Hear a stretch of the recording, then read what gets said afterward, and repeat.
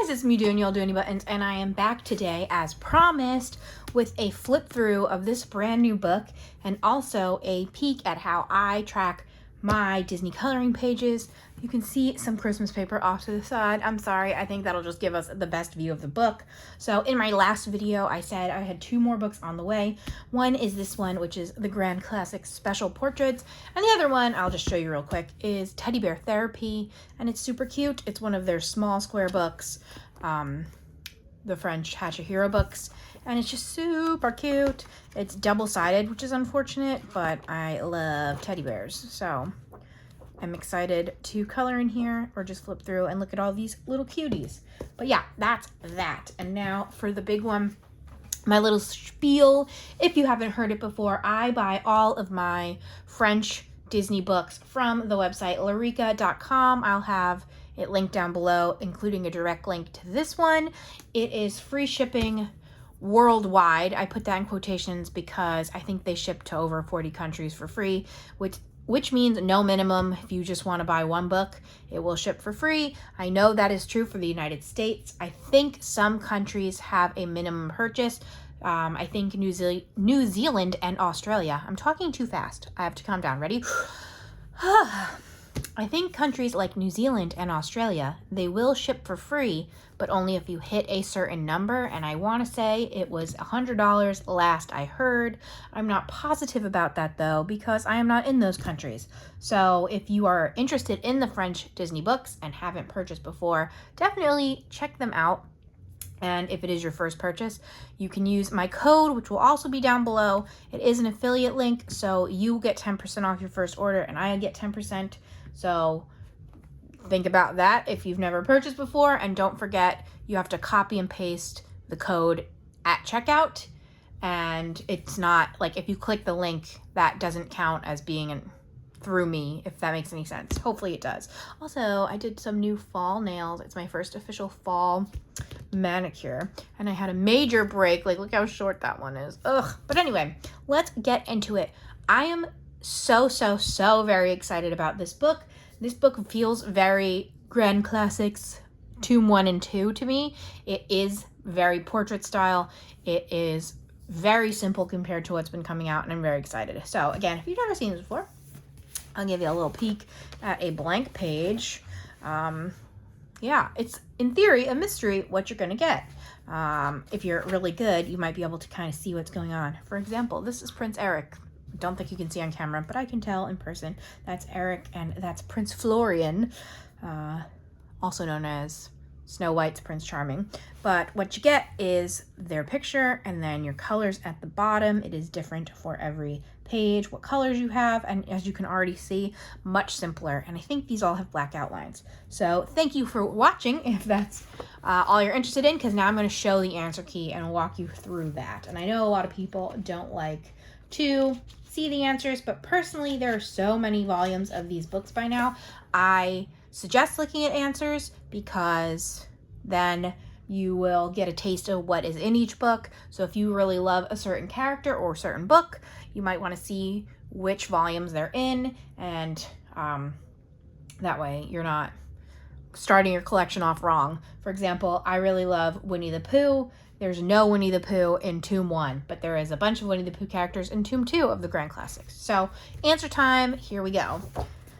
Ooh, I love it so much. So yes, a lot of the princesses, they did, first let me get this out from under here so I don't have to like hold the book up. A lot of the princesses, they were doing these actual silhouette style portraits, and it's so cute. Also, everybody's name is in here. It is in French, but it is their first name. So Snow White, Jasmine, Cinderella, Ariel, Aladdin, Moana, who they call Vaiana in France, Flynn, Coda, and as you can see, these are just their faces for the most part. Some have little background. You have the whole carriage. For something like this, if you didn't want to do the details of the carriage, it's super easy to just keep going with that purple and go right on over it. But I am loving this, and ooh, I'm so sorry, I'm yawning. Ooh. That was a surprise. Almost all of them have at least some black outlining. That is my favorite. And again, if you haven't seen these before, this is an example. All right, we'll use Perdita, of the black outlining. The character herself has a thick black line to kind of focus you in on that character. So the background doesn't, and for example, Anita has half and half, so her body and her book and her hat have the black, and then it's softer around her skin and hair, and it's a different brown outlining. When you're actually coloring these, it's super easy to see if you want to change that to a black outlining, or you don't have to. It's up to you. And again, these books, even though they're color by number, you still can be doing what you want with them. And I love that Hero has no background really, it's just solid. And for someone like Disgust, it's easy to just do one shade of blue instead of both, whatever you want to do. So Pacha and Chica? I don't remember what her name was. It says Chicha, so hopefully that is also her English name. But so fun. Some of the Pixar ones are going to look more 3D because that's the style of Pixar animation. But if you so choose, you can kind of ignore the shading too. So it's up to you. Since this is a brand new book, it just came out, I want to say like 3 days ago at this point, you're definitely going to get the newer movies in here. So a whole bunch of Encanto, Luca. I love it when they do this, when they like put similar things together, like they're making that same face. That makes me happy. Then they have a whole bunch of princes next to each other. I don't remember him having that little tag. That's a cute detail. But Toy Story, that's a 3. So in theory it could be, oh my goodness, sorry. 1, 2, 3, 4 maybe. That's fun. All the princes. Got some of them look like they go together. If you saw Bruno's flip through of this, Bruno Art Gallery, he is in France and gets a lot of them. Like if you had the opportunity to put all of these together, the picture actually continues. So they like butt right up against each other. So that's fun too. I think these all go together too. From Onward. Yeah, these kind of go together there. Elsa. Oh, Sam's taking noodles outside, if you can hear that. Strange World, that one's probably the newest that's in here. Soul, Robin Hood. But do you see how they're simpler? It's so nice. Also, I'm noticing a lot of them have this blue background. Again, super easy to change, and just really pick any color you want to pick for that background. And it's pretty simple because it's one solid thing, so you'll know where to change. But we got Malin as herself, and as the red panda, Randall. But this is from Monsters University. So cute. We very rarely get much Great Mouse Detective, so that's nice. Wreck-It Ralph 2. Lot of cute stuff. This one has a super intense background, but it's fun colors. So, yes, yes, yes. Aliens, love it. Jack, so cute. Everything is so cute. So, and again, we're getting a lot of unique characters in here. Like, I don't think we've ever had Penny before. We've probably had maybe one Rhino. But then you're also getting classics. Like, Brave, Merida has been in a few different books. And that's kind of important, too, is that once you collect all of these, you're definitely going to get repeat characters. And I want to say, for the most part, they do a really good job that it isn't the same feel. And again, if you have 10 of these books, that's 1,000 pages. As long as you're not doing your Merida pages back to back, it's not going to look the same. So, I love Aliens. Marie, Prince Naveen, Finnick. Alakazam is from a short, as was the bird earlier. Socks from Buzz Lightyear. And there we go, some Mariah characters and the Fox and the Hound. And that is 100. Interesting that it's saying more from the optical illusion. But yeah, okay, the answers are off the screen in case you stuck around to see how I track my books. So I'm so excited for this one. I'm thinking of going front to back, but I'm not positive. I probably won't. I say that, I probably won't. But okay, here is my book. I have to make one for this. I'm not going to on video because I'm realizing I don't have the stuff printed, but I'm going to show you what I did. This is an Erin Condren notebook that I actually found at TJ Maxx a few years ago. No, I took off the sticker. But in theory, I was planning on doing my whole coloring book collection written out. So in the front, I just wrote page 1 is Camellia Angelkova as my table of contents. And then I started to write out my Camellia Angelkova books, but I only wrote 3. But then if you go all the way to the back of the book, you get these pages. So what I did for mine is I went on Google Docs and I made a graph chart that had 1 through 100. I did have to number this. And then I think I do 2 per page because that's what fits on one printer page. And I printed a bunch of them out, as you can see. Then I cut them out and I put them on scrapbook paper that I fit to be however big this is. Do we want to get out a ruler? I don't see a ruler in my vicinity, but I fit it so that it's 2 on each page. And I actually just taped these down to the backing page. And I did that so that if I ever decide to use a different book, that I could, in theory, peel these off and put them in a different book. And that was my goal. So I actually just scrapbook a lot. So I used just scrapbook paper that I had. Obviously, you don't need the scrapbook paper element. If you have a notebook that you know you're going to dedicate to this, it'd be real easy to just put the charts in there and then title it right on the paper. But I'm finicky with how I do things. So I was like, if this notebook ever runs out, I don't want to have to reprint everything. So, and then again, just for me having fun, this square is, I always do in purple for fun. This square is pink, this square is yellow, that square is blue, but that is very unnecessary and just for fun. But all of these books, besides I think 1, have 100 pages. So every time I finish a book, I come in here and I mark it off. And as you can see, I've done a lot in Optical Illusion Volume 1. These were all of my very first ones. I think I left space for these. And the later the books don't have as many pages. So I really love Volume 2. This is my favorite, and I have the most done in here. But I just wrote directly on my scrapbook paper. This is what I used to do. I'm not sure if I'm going to adjust this or not, but for a while, to help me pick pages, I would have a theme every month. And I guess I could just talk about it, because why not?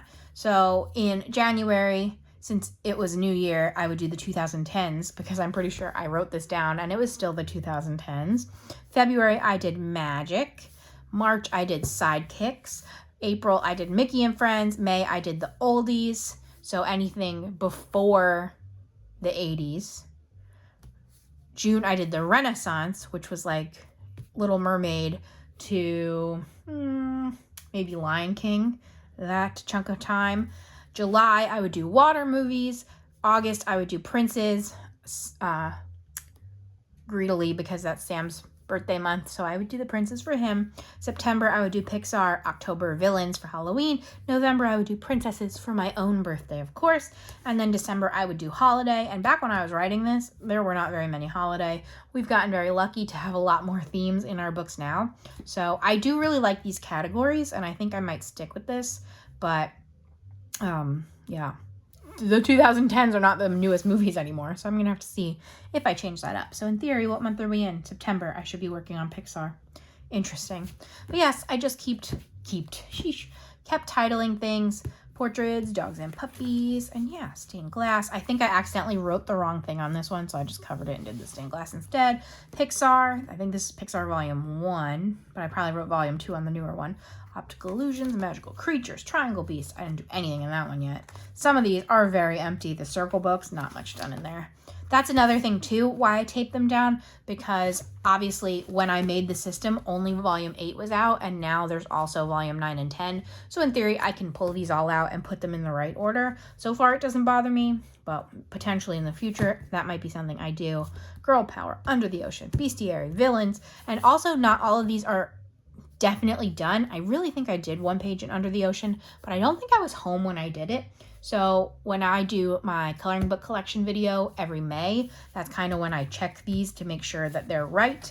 And again, this is all just for fun, but maybe one day I'm looking to pick a page and I'll be like, wow, I've only done one in Villains. Maybe I should pick Villains kind of situation. Classics Volume 9, Mickey & Co. Volume 2, Babies with the Dumbo cover, Pixar Volume 2, Heroes versus Villains, Optical Illusions. That's a really good book too. Love Stories, Cats, Princesses, Mystery Messages, Seasons, Grand Classics Volume 10, and Nature. So I definitely have to do special portraits. Obviously, I have tons of pages left to do it, but I'm going to have to print some more of these out and also check with my collection to see if everything is lined up. So far, I only do these books. You could definitely do other books. So for example, I have, what are they called? Looney Tunes Volume 1 and 2 also have 100 pages, and I can definitely put those in here. I don't know if that's a priority for me right now. And a lot of the smaller Disney books tell you how many pages are in them. So it would be very easy to just cut this off at 60, but those pages aren't numbered. So that is up to you if you want to do that. But what also you could do for those, you could just cut it off at 60 and then color starting from 1 with how many you do, not necessarily what page it was in the book. So that's totally up to you too. But again, this definitely is fun for me because I like making lists. I like using colorful things. And also, if I was ever to need to pick pages, there are many ways you can use this system to do that. You can pick a random number generator to pick what book you do. Okay, then we got stained glass. Then you can random number generate the page. You can random number generate a page. Let's say you do page 63, and then you can go in any book and see which one you don't have 63 done. There's a whole bunch of ways to do it. What's really funny, I don't know if we're going to see it now. There's a lot of them that I accidentally do like a 10-page spread. And I don't know, I just like when things like that happen. But yeah, I have the most done in volume 2. It is probably my favorite volume, but maybe until this one. I don't know. But long story short, that is how I track. So let me know if you track how you color from these books or any books. I know that some of us really like tracking, and I'm sure some of us can't be bothered. For the most part, I only do it in here. I've thought about doing it with other stuff, but so far I haven't taken the plunge. I did pretty good. I think I started this system at this page. So when I started doing this, I had many, many fewer books. Let's see, 4, 8. I probably only had 12 of these instead of the probably near 40 that I have now. So it was much easier to get a jump on it from the beginning. But let me know all your thoughts, including if you are going to pick up this one. I highly recommend it, and it also looks like a really good book for beginners if you don't have any in this series and you've been a little bit nervous to try because of the mystery, and some of these are super detailed. I think I would highly recommend this one. Obviously, I just got it in the mail today and haven't colored in it, but looking at the answers and being a self-proclaimed expert at these books, that is what I recommend. So thank you so much for watching. If you stuck around, I'm not sure what's coming next. It might be like a goals check-in since it's been a while since I've looked at my goals, but we will see. It's always exciting what's coming next, and you should subscribe. If you haven't, I'm a fun time. I'm actually really close to 5,000 subscribers, which is super exciting, and I might have to look into doing a giveaway or something. We shall see. So if you're not subscribed, now's the time. And yeah, comment anything you want to comment down below to let me know what you think about my system, about this book, about anything at all. And thumbs up if you like this video, and I'll see you soon with something different. Thanks so much for watching. Bye, friends.